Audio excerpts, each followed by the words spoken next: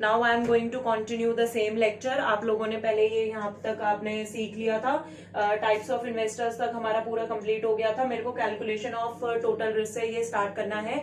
ये वाला लेक्चर बहुत ज्यादा इंपॉर्टेंट है, तो इसे एंड तक जरूर देखना, बिकॉज पोर्टफोलियो में सेम चीज ये काम आने वाली है। कैलकुलेशन सबसे ज्यादा काम आने वाली है। Calculation of total risk start करने से पहले मैं जल्दी से ये वाले कंप्लीट करा रही हूँ। Impact of taxes on investment return और impact of inflation on return from investment. तो जल्दी से देख लेते हैं। इसमें से भी मैंने पहले टैक्सेस वाला लिया है, इम्पैक्ट ऑफ टैक्सेस। यहाँ पे क्वेश्चन लिया है, क्वेश्चन को ध्यान से देखते हैं। इसमें बोला गया है टाइम 10 साल है, 10 साल के लिए मेरे को किसी चीज में इन्वेस्ट करना है। सबसे पहले बोला गया आरईसी बॉन्ड्स। आरईसी बॉन्ड्स मेरे टैक्स फ्री बॉन्ड्स है, ठीक है, टैक्स फ्री बॉन्ड्स है मेरे, और वो मेरे को दे रहे 8.12%। वहीं पे दूसरा मेरे को ऑप्शन दिया गया है एफडी में भी मैं इन्वेस्ट कर सकती हूँ, और एफडी में इन्वेस्टमेंट पे मुझे मिलेगा 10%। ठीक है, 10 साल के लिए मुझे इन्वेस्ट करना है, या तो मैं आरईसी बॉन्ड्स में कर सकती हूँ या मैं एफडी में कर सकती हूँ। टैक्स रेट मुझे 30% दिया हुआ है। आरईसी बॉन्ड्स मेरे टैक्स फ्री है, तो टैक्स फ्री है मतलब मुझे इतना मिलेगा, ठीक है, कहीं ना। और दूसरा एफडी, एफडी को अगर मैं लेके चलूं, एफडी मेरा क्या था, एफडी पे 10% मिल रहा था, पर एफडी मेरा टैक्स फ्री नहीं है, मतलब मेरा वो जो 30% टैक्स था वो मेरा एफडी पे लगेगा। तो दोनों को कंपेयर करने के लिए मैं क्या करूंगी, उसे भी मैं क्या बोलते हैं यहाँ पे इस टैक्स को इसमें मतलब एडजस्ट कर दूंगी। अगर मैं इस 30% क्या बोलते हैं टैक्स को एडजस्ट कर देती हूँ 10% में, तो मैं कहीं ना कहीं अपना निकाल सकती हूँ कि मेरा क्या बोलते हैं उसके बाद का क्या होगा, रिटर्न रेट ऑफ रिटर्न क्या होगा, और फिर मैं कंपेयर कर सकती हूँ। यही जो वैल्यूज है मैं यहाँ पे डालती हूँ। जैसे हमारा पोस्ट टैक्स इंटरेस्ट रेट मैं यहाँ पे निकाल देती हूँ, पोस्ट टैक्स इंटरेस्ट रेट निकालती हूँ। प्री टैक्स इंटरेस्ट रेट कितना था मेरा 10, 1 माइनस 30% है ना, तो 0.3 मैंने ले लिया, क्या आएगा 7% मेरा 7% आ रहा है। तो अगर मैं अभी कंपेयर करके देखूं तो मैं कंपेयर करके दे सकती हूँ कि आरईसी बॉन्ड्स मेरे को कितने दे रहे थे, 8.12% दे रहा है। पोस्ट टैक्स इंटरेस्ट रेट मतलब टैक्स एडजस्ट करने के बाद एफडी मेरा कितना दे रहा है, एफडी मेरा 7% दे रहा है। तो फायदेमंद कौन सी चीज है, आरईसी बॉन्ड्स यहाँ पे फायदेमंद है, आरईसी बॉन्ड्स में हम लोग इन्वेस्ट करेंगे। अगर आप दूसरा इसका पॉइंट मतलब दूसरे तरीके से आप इसे देखना चाहें कि भाई समझ लो आरईसी बॉन्ड्स में हमने टैक्स लगाया था, ठीक है, तो अब हम इसमें क्या करेंगे, टैक्स लगाने के बाद मेरा 8.12% आ रहा है, तो टैक्स लगाने से पहले कितना परसेंटेज था उसे निकाल के और एफडी के इस 10% के साथ कंपेयर करके बता दूंगी। एफडी में अभी तक मैंने 10% वाले में एडजस्ट नहीं करा है, तो आरईसी में मैं एडजस्ट कर देती हूँ कि क्या बोलते हैं टैक्स मैंने लगाया था तो उसके बाद इतना है, तो टैक्स से पहले कितना होगा यहाँ पे हम निकाल सकते हैं, विच इज 8.12 1 माइनस 0.3, ठीक है, यहाँ पे आपका आ जाएगा 11.6%। अब भी तुम कंपेयर करके देख सकते हो कि तुम्हारा प्री टैक्स रेट आरईसी का 11.6 है, और यहाँ पे अगर मैं एफडी का लेके चलूं तो एफडी का मेरा कितना आ रहा है, एफडी का मेरा 10% है। मैं किस में इन्वेस्ट करूंगी, ये किसका था, आरईसी का था, ये किसका था, ये एफडी का था, ठीक है। तो अगर मैं ये ऑल्टरनेटिव मैंने बताया, दोनों पूरे स्टेप करने की जरूरत नहीं है, दोनों में से कोई एक लो, इन्वेस्टमेंट का डिसीजन तुम्हें मिल जाएगा। आरईसी का मैंने क्या बोला 11.6% आ गया, एफडी मेरा कितना आ रहा था, एफडी मेरा यहाँ पे आ रहा था 10% जो मेरा ऑलरेडी गिवन था। दोनों को कंपेयर करके देख लो, तो अभी भी मैं आरईसी बॉन्ड्स में ही इन्वेस्ट करूंगी। तो इसमें टैक्स वाले में हमारा सिर्फ इतना ही था। मैं नेक्स्ट टॉपिक यहाँ पे जल्दी से लेती हूँ, ये हमारा इन्फ्लेशन का टॉपिक है। इन्फ्लेशन की हमारी कैलकुलेशन किस हिसाब से होगी। इन्फ्लेशन मैं आप लोगों को लास्ट वीडियो में ऑलरेडी समझा चुकी हूँ कि इन्फ्लेशन हमारा क्या होता है, महंगाई जिसे हमें एडजस्ट करना होता है, हमें जो रिटर्न मिल रहा है, ताकि हमें हमारा रियल रिटर्न पता चल सके। तो यहाँ पे डायरेक्ट मैं फॉर्मूला उसी का लिख रही हूँ कि मैं रियल क्या बोलते हैं इंटरेस्ट रेट अपना कैसे निकाल सकती हूँ। Real interest rate is equal to 1 plus nominal interest rate, ठीक है, अपॉन 1 प्लस इन्फ्लेशन रेट आपका जो भी है वो आप लिख दो। अब यहाँ पे मैं जल्दी से कोई भी क्वेश्चन अगर मैं यहाँ पे लूं, ठीक है, तो यहाँ पे मैं अपना रियल इंटरेस्ट रेट निकाल सकती हूँ इस फॉर्मूला से सॉल्व करने के बाद, मतलब सही में मेरा इंटरेस्ट रेट कितना मिलेगा। फॉर एग्जाम्पल मैं बोल रही हूँ मेरा नॉमिनल इंटरेस्ट रेट निकल के आ रहा है 10% और यहाँ पे मेरा इन्फ्लेशन रेट है 5%, ठीक है, 5% में ले रही हूँ और इसे मैं 10% ले रही हूँ, तो कहीं ना कहीं मैं अपना निकाल सकती हूँ इंटरेस्ट रेट जो होगा वो मेरा 10% से कम होगा। दूसरी चीज एक यहाँ पे समझने वाली ये है कि अगर मेरा इंटरेस्ट रेट इन्फ्लेशन रेट है, सपोज करो इन्फ्लेशन रेट मेरा यहाँ पे 5% है और मैं बोल रही हूँ कि इंटरेस्ट रेट तुम्हें दूंगी 4%, कोई तुकी नहीं बनती कि मैं उस इन्वेस्टमेंट में क्या बोलते हैं इन्वेस्ट करूं, ठीक है, उस सिक्योरिटी में मैं क्या बोलते हैं इन्वेस्ट नहीं करूंगी। क्यों? क्योंकि जब वो इन्फ्लेशन रेट से ही कम है तो उसका तो कोई फायदा ही नहीं है। इन्फ्लेशन रेट से हमेशा इंटरेस्ट रेट जो तुम्हें मिल रहा है वो ज्यादा होना चाहिए और उन दोनों के डिफरेंस से हमें पता चल जाएगा कहीं ना कहीं कि हमारा सही में रियल इंटरेस्ट रेट कितना निकल के आ रहा है, ठीक है। तो ये सिर्फ एक एडजस्टमेंट वाला था हमारा, इम्पैक्ट ऑफ क्या बोलते हैं inflation on return from investment. ये चीज याद रखना, अगर इन्फ्लेशन मेरा बढ़ेगा तो इन्वेस्टमेंट इंसान कम करेगा क्योंकि उसे रियल रिटर्न कम मिलेगा, ठीक है। और ये ज्यादातर एफडी और बॉन्ड्स के केसेस में होता है। और अगर मैं लेके चलूं उसका केस पिछले वाले का, जैसे इक्विटी शेयर्स का केस लेके चलूं तो वो अपने आप को इन्फ्लेशन के हिसाब से एडजस्ट कर देते हैं। वो इन्फ्लेशन अगर ज्यादा हो रहा है तो डिविडेंड वो लोग ज्यादा देते हैं, ठीक है। तो इक्विटी शेयर्स वगैरह में क्या बोलते हैं कोई पर्सन इन्वेस्ट करने के लिए सोच भी सकता है, पर बॉन्ड्स एफडी इन सब के लिए कंपेरेटिवली कम हो जाता है क्योंकि ये फिक्स्ड इनकम सिक्योरिटीज हैं, फिक्स्ड इंटरेस्ट रेट ही ये लोग देंगे, ठीक है। तो यहाँ पे हमारा ये वाला टॉपिक भी खत्म होता है। अब हम जल्दी से आते हैं हमारे कैलकुलेशन ऑफ टोटल रिस्क पे, जो कि हमारा मेन टॉपिक था। कैलकुलेशन ऑफ रिस्क हमारा कैसे होता है, तीन चीजें मैंने यहाँ पे लिख रखी है। एक लिखा है रेंज, वेरिएंस और SD. SD mean standard deviation. उसके बाद मैंने लिखा हुआ है कोफिशिएंट ऑफ वेरिएंस, ठीक है। तो जल्दी से इसमें मैं एक लेती हूँ रेंज। रेंज आप लोगों ने क्या बोलते हैं 11th या 12th क्लास में, जिसमें भी स्टार्ट 11th में ही पढ़ा होगा, तो वहां पे स्टार्ट्स में हम लोगों ने रेंज पढ़ी थी कि हाईएस्ट माइनस लोएस्ट, ठीक है, highest interest rate minus lowest interest rate, ठीक है। जैसे फॉर एग्जांपल मैंने अपना अंदाजा लगा दिया कि इस वाली ये जो सिक्योरिटी है, इस सिक्योरिटी से मुझे हाईएस्ट इंटरेस्ट रेट इतना ही मिलेगा और इससे लोएस्ट इंटरेस्ट रेट मुझे इतना मिलेगा। फॉर एग्जांपल मैंने बोल दिया हाईएस्ट इंटरेस्ट रेट मिलेगा मुझे 10% और यहाँ पे लोएस्ट इंटरेस्ट रेट मुझे मिलेगा 2%, ठीक है। तो फिर यहाँ पे मैं रेंज निकाल सकती हूँ। रेंज मेरा आ जाएगा 10 - 2 करके 8, ठीक है, 8% आ जाएगा। बट इसकी लिमिटेशन रेंज की हमेशा से ये रही है कि यहाँ पे कोई भी आपको एक इंटरेस्ट रेट नहीं मिल रहा है। यहाँ पे देखने वाली चीज है, आपने हाईएस्ट और लोएस्ट निकाल के फिर एक निकाला है, तो कहीं ना कहीं आपके पास 3 इंटरेस्ट रेट्स आ रहे हैं। उसका कोई मतलब नहीं बनता। इन्वेस्टमेंट इस चीज को लेके अगर हम लोग करें तो उसका मतलब एक सही इन्वेस्टमेंट वो नहीं रहेगी। इसीलिए दूसरा कॉन्सेप्ट हमारा इंट्रोड्यूस होता है विच इज वेरिएंस और स्टैंडर्ड डेविएशन। ये बहुत ज्यादा इंपॉर्टेंट है पोर्टफोलियो में। सेम चीजें सारी कोफिशिएंट ऑफ वेरिएंस और स्टैंडर्ड डेविएशन यूज हुआ है। तो जल्दी से यहाँ पे वेरिएंस एंड स्टैंडर्ड डेविएशन क्या बोलते हैं मैं स्टार्ट कर लेती हूँ। अच्छा, तो हम यहाँ पे अपना स्टार्ट कर रहे थे ये वाला टॉपिक जो वेरिएंस और एसडीएम मैंने आपको बोला था, स्टैंडर्ड डेविएशन। अब स्टैंडर्ड डेविएशन होता क्या है? स्टैंडर्ड डेविएशन इसका क्या बोलते हैं अंडर रूट क्या बोलते हैं होता है इसका वेरिएंस का। अगर आपको वेरिएंस निकालना है स्टैंडर्ड डेविएशन का स्क्वायर कर दो, आपको मिल जाएगा वेरिएंस। अब मैंने ये ना यहाँ पे 2 क्वेश्चंस लिए हैं। अब ज्यादातर यार ये देखो क्या बोलता है हमारा एसडी और वेरिएंस हम लोग यूज क्यों करते हैं? एसडी और वेरिएंस हमारा ज्यादातर यूज होता है ताकि हमें पता चले हमारी वेरिएबिलिटी है कितनी। हम स्टार्टिंग से बोलते आ रहे हैं कि क्या बोलते हैं हमारा रिस्क है क्या, वेरिएबिलिटी एंड एक्सपेक्टेड रिटर्न्स है हमारा। तो जब हम इतनी देर से वेरिएबिलिटी की बात कर रहे हैं तो चलो वही निकालते हैं ना। वेरिएंस अब हम देखेंगे कि कितना है एक्चुअली, तो इससे हमें पता चल जाएगा। तो मैंने यहाँ पे 2 क्वेश्चंस लिए हैं। पहले ये वाला क्वेश्चन सॉल्व करते हैं जिसमें कि हमें सिंपल सा दिया हुआ है कि 10 साल है, एक साल में हमारा रिटर्न 10% है, दूसरे साल में 12, तीसरे में 8, ऐसे ऐसे करके हमें 10 साल तक हर एक साल के रिटर्न्स हमें गिवन है। और हमें अब क्या निकालना है, इसमें से हमें अपना स्टैंडर्ड डेविएशन निकालना है कि सही में हमारा क्या बोलता है रिस्क है कितना।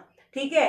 Total risk is equal to total variance या टोटल स्टैंडर्ड डेविएशन आप यहाँ पे बोल सकते हो, ठीक है। तो हमें वही चीज यहाँ पे निकालनी है, तो अब जल्दी से हम निकालते हैं। तो इसका फॉर्मूला क्या होता है, इसका फॉर्मूला होता है ये सिग्मा मतलब sum of what, rate of return आप लोगों को यहाँ पे गिवन है, दिस इज योर आर, ठीक है। आर अगर आपके पास है तो ये आपका क्या है, ये आपका एक्सपेक्टेड रिटर्न आप बोल सकते हो, एक्सपेक्टेड रिटर्न या मीन रिटर्न, ठीक है। मीन रिटर्न आप लोग कैसे निकालोगे, एवरेज निकाल के आप जल्दी से यहाँ पे कर दोगे। जैसे कि आप इसे पूरे को टोटल करोगे तो पूरे को टोटल करके कितना आएगा, 10 + 12, ठीक है, 12 22, 22 + 8 30, 30 35 45, ठीक है, 45 और ये 20, ठीक है। ऐसे ऐसे कर करके आपका पूरा यहाँ पे आ जाएगा 90। अब क्या हुआ, अब हमें निकालना था मीन रिटर्न। मीन रिटर्न कैसे निकलेगा, इज इक्वल टू आपका ये जो पूरा है ना रिटर्न आपका दिया हुआ है, इसका टोटल जितना है 90 डिवाइडेड बाय कितने सालों के लिए था, 10 ईयर्स के लिए था, 10 ईयर्स के लिए कर दिया तो आपका कितना आ गया 9%, 9 आ गया आपका मीन रिटर्न, ठीक है। अब अगर हमारे पास यहाँ पे R this is equal to mean return आपका 9% आ गया, क्या हम ये निकाल सकते हैं, ऑफ कोर्स निकाल सकते हैं, r माइनस आर की पावर का स्क्वायर, ठीक है। तो अब हम जल्दी से इसे निकालते हैं, पहले 9 है ना, 10 - 9 1, तो 1 का स्क्वायर 1, 12 - 9 कितना हुआ 3 हुआ, 3 का स्क्वायर 9, ये कितना हुआ -1 तो 1, 5 - 9 कितना हुआ -4 16, ठीक है। 10 - 9 अगेन 1, उसके बाद ये अगेन 4 तो ये 16 हुआ, 7 - 9 कितना हुआ 2 तो अगेन 4, 5 - 9 4 तो अगेन 16, 8 - 9 1 तो 1, ठीक है। 12 - 9 तो कितना हुआ, अगेन हमारा यहाँ पे 9 हो गया। ये मैंने सिर्फ माइनस नहीं करा है, स्क्वायर भी करा है, ये चीज याद रखना, स्क्वायर की वजह से ये 9 16 4 इस तरीके से आए हैं। तो अब हमारा यहाँ पे टोटल कितना हो जाएगा, इसका अगर मैं टोटल पूरा करूं तो 1 + 9 ये 74 आ जाएगा इसका टोटल, ठीक है। 74 इसका टोटल आ गया। अब मैं यहाँ पे वैल्यू डाल सकती हूँ, बिल्कुल डाल सकती हूँ। तो यहाँ पे मैंने डाला अपना 74 क्या बोला था मैंने, सिग्मा चाहिए, मतलब इस पूरे का सम चाहिए। 74 मैंने ले लिया, 74 डिवाइडेड बाय क्या लिखा हुआ है, n लिखा हुआ है, n कितने हैं 10 है, तो n यहाँ पे 10 हो गया। तो यहाँ पे मेरा कितना निकल के आ रहा है 2.72 मेरा कितना आ रहा है, यहाँ पे वेरिएंस आ रहा है 2.72%, ठीक है। उसके बाद अब हम अपना दूसरा वाला क्वेश्चन सॉल्व करते हैं। दूसरे वाले क्वेश्चन में मैंने क्या क्या चीजें ली हैं, सेम तरीका था, बस इसमें अब केस में क्या था, यहाँ पे हमें सिंपल रिटर्न्स वगैरह दिए हुए थे और ईयर दिया हुआ था। अब इन्होंने क्या करा, इसमें थोड़ी सी झोल कर दिया, थोड़ा सा झोल करके क्या करा इन्होंने, प्रोबेबिलिटी दे दी हमें। रिटर्न दे रखी है, उन रिटर्न के आने की प्रोबेबिलिटी इतनी है, या प्रोबेबिलिटी की जगह ये लोग यहाँ पे हमें वेट्स भी दे सकते थे, जो कि मैंने आपको फर्स्ट लेक्चर में बताया था कि रिटर्न के केस में हमारे वेट भी मैटर करते हैं कि उस रिटर्न वाली सिक्योरिटी में कितना इन्वेस्ट कर रहे हो। 30% क्या बोलते हैं इन्वेस्ट कर रहे हो, तो 30% ऑफ दैट रिटर्न ही तो आपको मिलेगा। तो ये फर्स्ट लेक्चर में मैंने दिया हुआ है, अगर किसी ने ना देखा हो तो वो वाला देख लेना। तो यहाँ पे 20% मैंने यहाँ पे बोला, प्रोबेबिलिटी मैं कितनी लेके चल रही हूँ, 20% आने की प्रोबेबिलिटी है 0.1, 15 की 0.2, 5 की ऐसे ही, ये सारे रिटर्न आने की प्रोबेबिलिटी हमें गिवन है। हमें क्या करना है, हमारा फॉर्मूला यही रहता है, बस इसमें थोड़ी से चेंजेस आ जाते हैं। क्या होंगे, R × P कर दो, सम आपको मिल गया, सम हमारा कितना आ रहा है, इसका 12 आ रहा है, ठीक है। अब हमें क्या करना है, यहाँ पे इसका क्या बोलते हैं, P R माइनस आपका जो मीन रिटर्न था उसका स्क्वायर। अब इसके केस में बड़ी बहुत बढ़िया बात है कि आपका जो मीन रिटर्न होता है ना, mean return is equal to expected return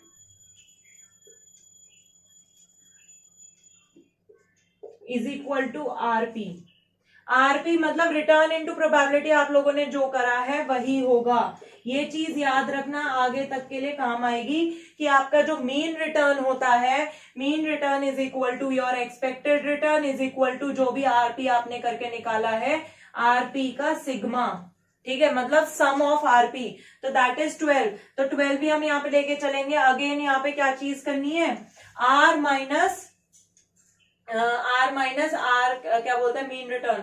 तो मीन रिटर्न कितना हो गया, मीन रिटर्न तो मेरा यही था, तो ये तो मेरा क्या बोलते हैं, ये हो गया 12% हो गया।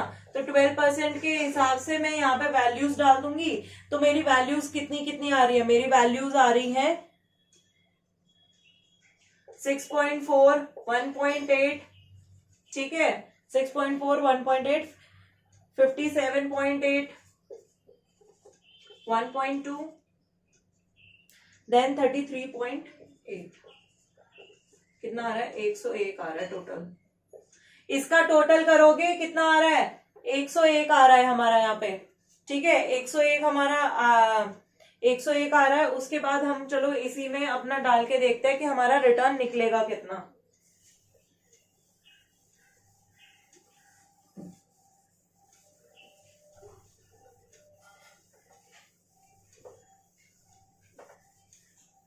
इस केस में हमारा क्या बोलते हैं, फॉर्मूला क्या हो जाएगा इसका, एसडी का मेरा फॉर्मूला हो जाएगा वही अंडर रूट, ठीक है, सिग्मा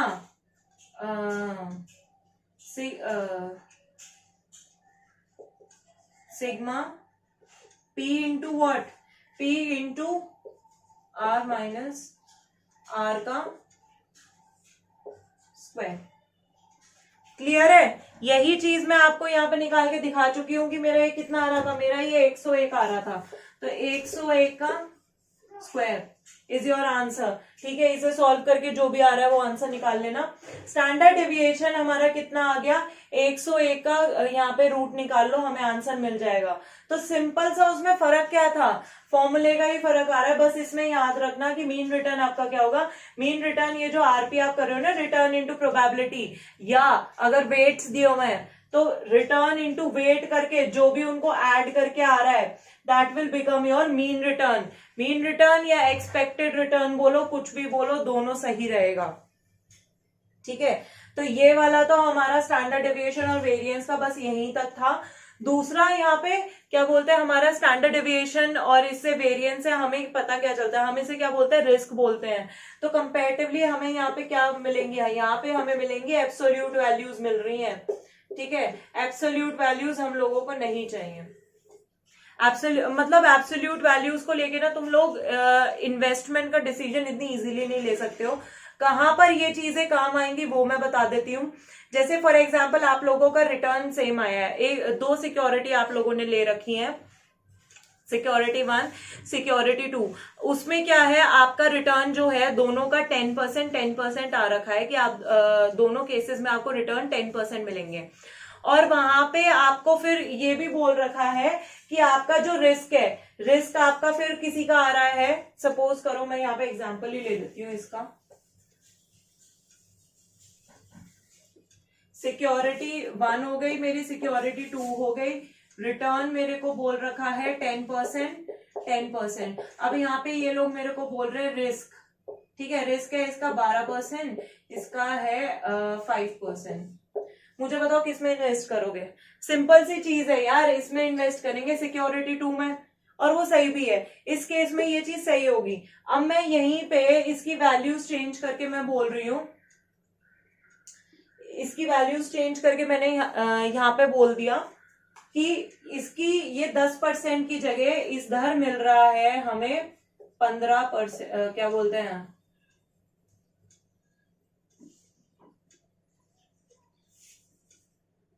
इधर मेरे को मिल रहा है 15%। ध्यान रखना, ये पहला केस था जिसमें मैंने 10% लिया था।